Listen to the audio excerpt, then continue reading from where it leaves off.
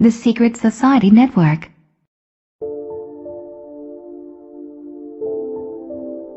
Beneath the broad tide of human history, there flow the stealthy undercurrents of the secret societies, which frequently determine in the depths the changes that take place upon the surface.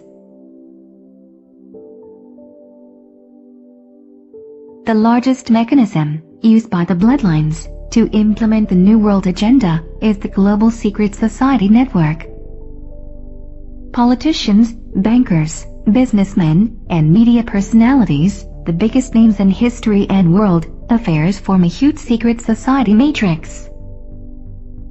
This hierarchical pyramid-structured network is constantly recruiting and placing members in key influential positions. In order to orchestrate global events and policy decisions, from behind the scenes, many niche secret societies groom and position politicians, media personalities, and other yes men, so they may best aid the great work.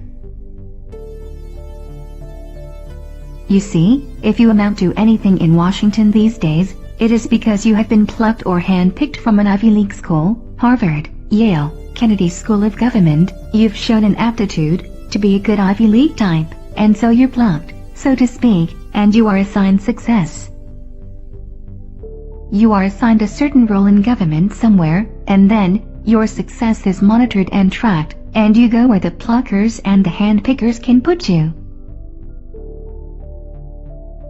World leaders are made offers they cannot refuse, bribed, even blackmailed, or otherwise recruited and sworn into these secret societies. Then, often under blood oaths to which they remain loyal, these brotherhood initiates follow orders throughout their terms in office. In this way, the electorate constantly changes, giving the illusion of discontinuity of leadership, when in fact, each successive leader, coincidentally, belongs to the same secret societies. A few of the more influential ones include the Freemasons, the Illuminati, Bohemian Grove, Skull and Bones, CFR, RIIA, Bilderberg Group, and the Trilateral Commission. A disturbing majority of the House and Senate representatives hold membership to elite organizations, publicly sworn to destroying America, in favor of a globalist one-world order system. This trend ranges from the now public U.S.-centered Council on Foreign Relations through the Trilateral Commission to the quasi-secret internationalist Bilderberg Group. At the end of the spectrum, we even see occult influences like Skull and Bones, along with the Freemasons. The justification for a zealously ordered one-world government is chaos. Terrorism is the premier method for fomenting this chaos. The conspiracy to create a centralized global fascist state is orchestrated in the five-sense world by a secret network known collectively as the Illuminati, or Illuminated Ones. They manipulate through secret societies and groupings, like the Freemasons, Knights of Malta, Knights Templar and the Jesuits. These and others feed carefully chosen recruits into the Illuminati, and they are installed in positions of power throughout the world, infesting all colors, races, creeds and countries. It is not that everyone in the secret societies is aware of the plot. The overwhelming majority are not. The Illuminati operate like a cancer to infiltrate and covertly control other organizations.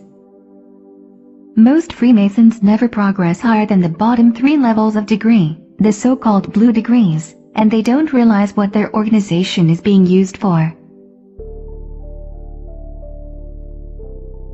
Just look at the recent U.S. presidents, George W. Bush, Mason and Skull and Bones, Bill Clinton, Mason, CFR, Bilderberg and Trilateral, George H.W. Bush, Mason, Committee of 300, Skull and Bones, CFR and Trilateral, Ronald Reagan, Mason and Knights of Malta, Jimmy Carter, Mason, CFR and Trilateral, Gerald Ford, Mason and CFR, and on it goes. Most every American president has belonged to one or many secret societies.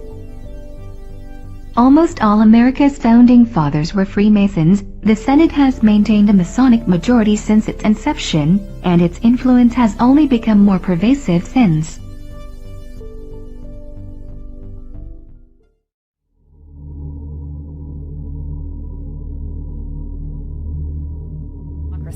This is extremely dangerous to our democracy. This is extremely dangerous to our democracy. This is extremely dangerous to our democracy. This is extremely dangerous to our democracy.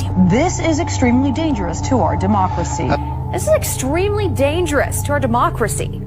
This is extremely dangerous to our democracy. This is extremely dangerous to our democracy. This is extremely dangerous to our democracy. This is extremely dangerous to our democracy. This is extremely dangerous to our democracy.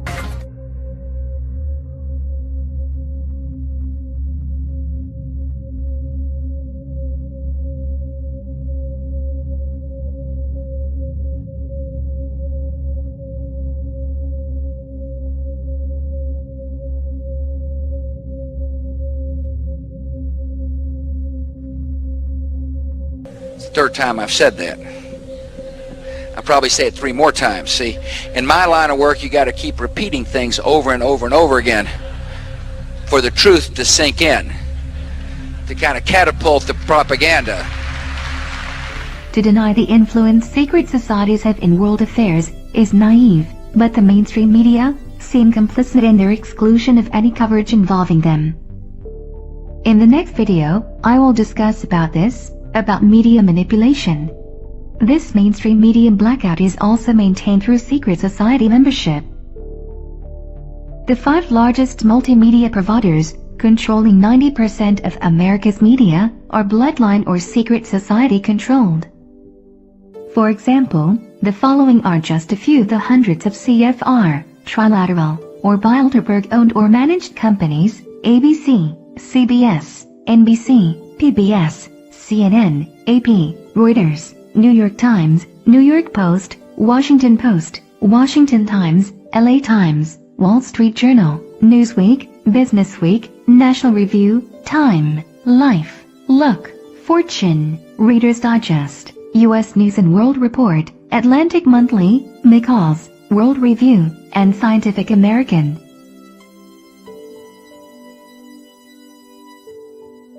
Not only are the media CEOs and boards of directors usually secret society members, so are the show hosts and news anchors. Here's a sampling of some mainstream anchors and media personalities found on secret society rosters: Peter Jennings, Dan Rather, Tom Brokaw, Ted Koppel, Barbara Walters, Diane Sawyer, William F. Buckley Jr., Joseph Harsh, Bill Myers, C.C. Collinwood, David Brinkley, John Chancellor, Marvin Kalb, Daniel Shore, Joseph Kraft, James Reston, Max Frankel, David Halberstram, Harrison Salisbury, Sol Linowitz, George Will, Robert McNeil, David Gergen, and Mortimer Zuckerman. There can be no argument regarding the reality of secret societies today. The existence of groups like the Trilateral Commission, Council on Foreign Relations, and the Bilderbergers is well documented. The only question is the extent of their control and manipulation of major world events. Likewise, there is no question that members of these societies exert inordinate control over many of the largest corporations and banks in the world. These corporations, in turn, control essential minerals, energy, transportation, pharmaceuticals, agriculture, telecommunications, and entertainment. In other words, the basics of modern life. They also provide an inner core of ranking government officials on a revolving door basis. These officials often implement the very policies conceived and desired by the societies. These societies hold considerable sway over national elections and policy, it seems strangely immune to any investigation, whether by government or the mass media. Since its inception in 1913, there has never been an outside objective audit of the Federal Reserve System, despite periodic calls for such. After Bush was elected, he immediately placed 5 Skull and Bones brothers in his administration.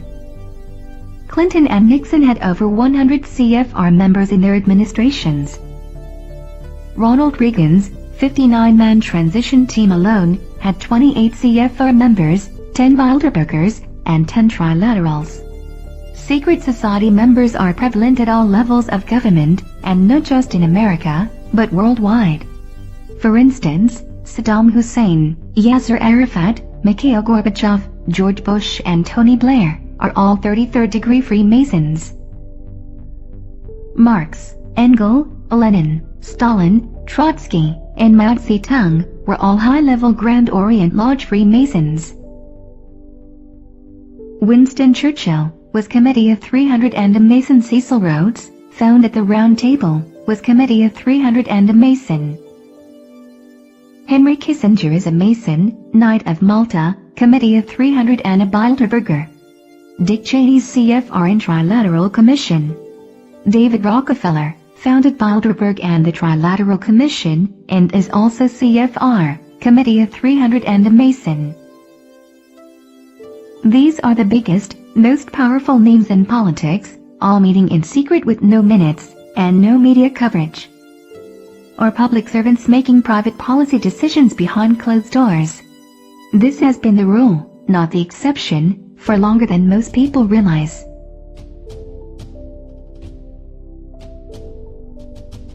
During the 19th century, British Prime Minister Benjamin Disraeli was quite outspoken regarding the influence of secret societies in politics. The world is governed by very different personages from what is imagined by those who are not behind the scenes.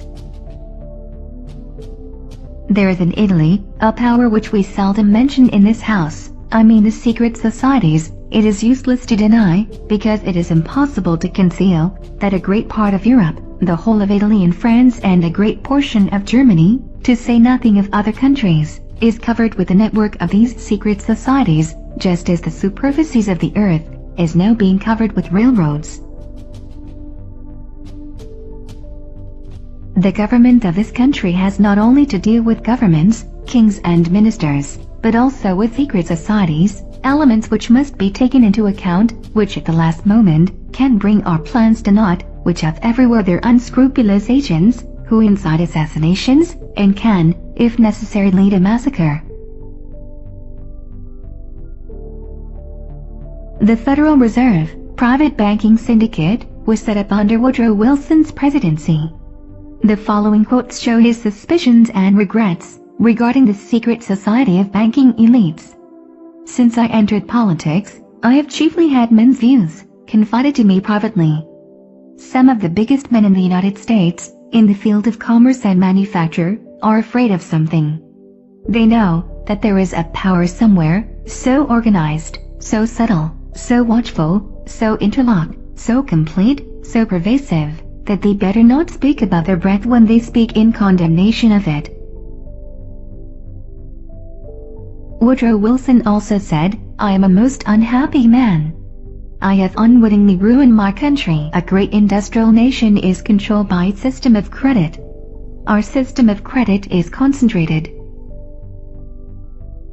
The growth of the nation, therefore, and all our activities are in the hands of a few men. We have come to be one of the worst ruled, one of the most completely controlled and dominated governments in the civilized world. No longer a government by free opinion, no longer a government by conviction and the vote of the majority, but a government by the opinion and duress of a small group of dominant men.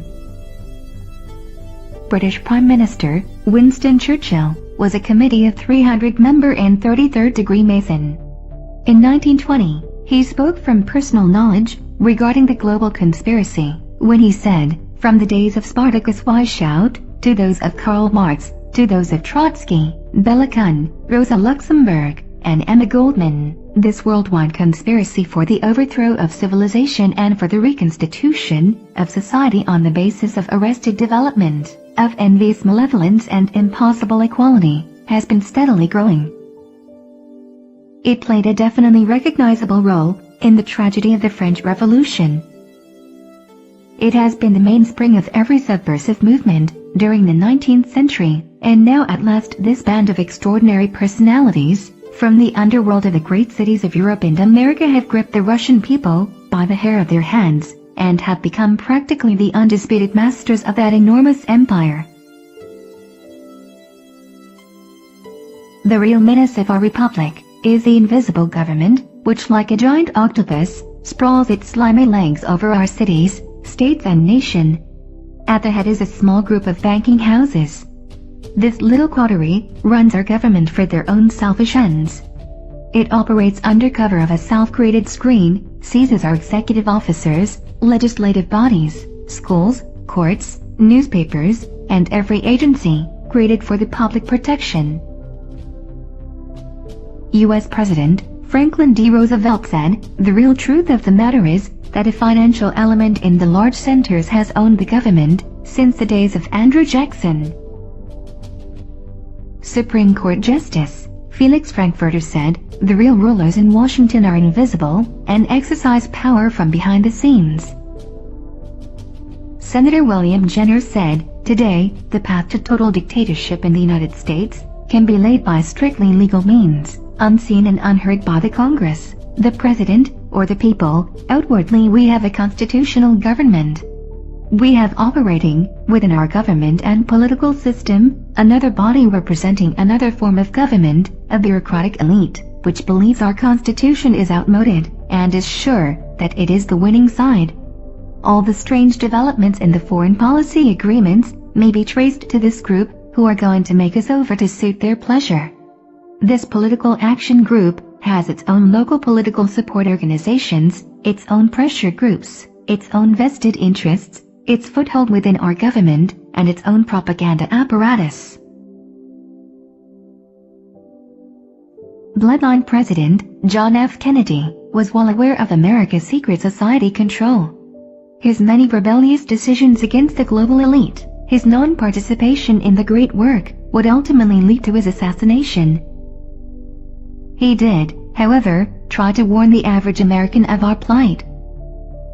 On April 27, 1961, in an address to newspaper publishers, JFK said, "The very word secrecy is repugnant in a free and open society, and we are as a people, inherently and historically, opposed to secret societies, secret oaths, and secret proceedings, for we are opposed around the world by a monolithic and ruthless conspiracy that relies primarily on covert means for expanding its sphere of influence. It depends on infiltration instead of invasion, on subversion instead of elections, on intimidation instead of free choice. It is a system which has conscripted vast human and material resources into the building of a tightly knit, highly efficient machine that combines military, diplomatic, intelligence, economic, scientific, and political operations. Its preparations are concealed, not published. Its mistakes are buried, not headlined. Its dissenters are silenced, not praised. No expenditure is questioned, no secret is revealed. I am asking your help in the tremendous task of informing and alerting the American people." JFK also said at Columbia University, November 1, 1963, "The high office of president has been used to foment a plot to destroy the Americans' freedom, and before I leave office, I must inform the citizen of his plight." Testimony of some able men against the Copernican theory. It is not surprising that able men who have studied the subject of modern astronomy have rejected, with contempt, the theory of the Earth being a revolving planet. Let me cite a few instances from well-known names. Tycho Brahe, the distinguished Danish astronomer, who flourished soon after Copernicus, writes as follows: "The heavy mass of Earth, so little fit for motion in every respect, could not be displaced in the manner they propose, and moved in three different ways, like the celestial bodies, without a shock to the known principle of physics, even if they could set aside the express testimony of Scripture." The great Lord Bacon, the profoundest thinker of his age, was completely opposed to the Copernican system of astronomy, as may be seen in several passages of his Novum Organum, from one of which I quote the following. In like manner, let the motion inquired into be that other motion of rotation, so celebrated among astronomers, resisting and opposed to the diurnal motion, namely, from west to east, which the old astronomers attributed to the planets, and also to the starry heavens, the Copernicus and his followers to the earth. And let it be asked, whether any such motion be found in nature, or whether it be not rather a theory fabricated, and assumed for the convenience and abbreviation of calculation, and to favor that beautiful project of explaining the heavenly bodies by perfect circles. And most certain it is, if we may reason like plain men, for a while, dismissing the fictions of astronomers and the schools, whose fashion it is unreasonably to do violence to the senses, and to prefer what is most obscure, that this motion does appear to the senses as we have described it. And we once caused it to be represented, by a sort of machine, composed of iron wire. In his Confession of Faith, Lord Bacon also says, I believe, that God created the heavens and the earth, and gave unto them constant and perpetual laws, which we call laws of nature, but, which mean nothing but God's laws of creation. The Reverend John Wesley, in various parts of his journal, expresses his disbelief in the Copernican or Newtonian theory of the universe. For brevity, I quote only one passage. The more I consider them, the more I doubt all systems of astronomy.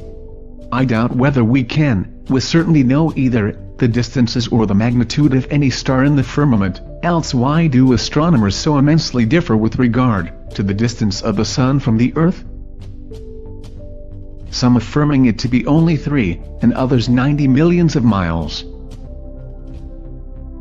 I shall just add a vigorous testimony of Goethe. It may be boldly asked, where can the man be found, possessing the extraordinary gifts of Newton, who could suffer himself to be deluded by such a hocus-pocus, if he had not in the first instance willfully deceived himself? Only those who know the strength of self-deception, and the extent to which it sometimes trenches on dishonesty, are in a condition to explain the conduct of Newton and of Newton's school. To support his unnatural theory, Newton heaps fiction upon fiction, seeking to dazzle, where he cannot convince. In a scientific lecture, delivered in 1878, at Berlin by Dr. Sepper, proving that the Earth neither rotates nor revolves, he quoted the following, still stronger protest of Goethe, against the delusions of modern astronomy. In whatever way or manner may have occurred this business, I must still say that I curse this modern theory of cosmogony, and hope that perchance there may appear, in due time, some young scientist of genius, who will pick up courage enough to upset this universally disseminated delirium of lunatics. I could easily cite other good authorities to similar effect, but I think enough have been already given, to show that the absurdities of modern astronomy have not been palmed upon the world, without a strong protest from thoughtful minds, and I sincerely trust that the following videos may prove useful to some honest thinkers, not only in exposing the fallacies of this chimerical science, but in showing the true position of the world, as proved by facts in nature, and as unfolded in the Word of God. That Word is the only true exponent, which we possess for opening up to us, the wisdom and the power of God, as displayed in the works of nature, as well as in the still higher revelation of His divine purposes of grace, in bringing at last the whole creation into complete harmony with Himself. It gives me real pleasure to subjoin, from January 1893, of the Earth Not a Globe Review, the following extract, written by the late Dr. Woodhouse, formerly professor of astronomy at Cambridge. When we consider what the advocates of the Earth's stationary and central position can account for, and explain the celestial phenomena as accurately to their own thinking as we can ours, in addition to which they have the evidence of their senses, and scripture, and facts in their favor, which we have not, it is not without a show of reason, that they maintain the superiority of their system. However perfect our theory may appear in our own estimation, And however simply and satisfactorily the Newtonian hypotheses may seem to us to account for all the celestial phenomena, yet we are here compelled to admit the astounding truth: if our premises be disputed, and our facts challenged, the whole range of astronomy does not contain one proof of its own accuracy.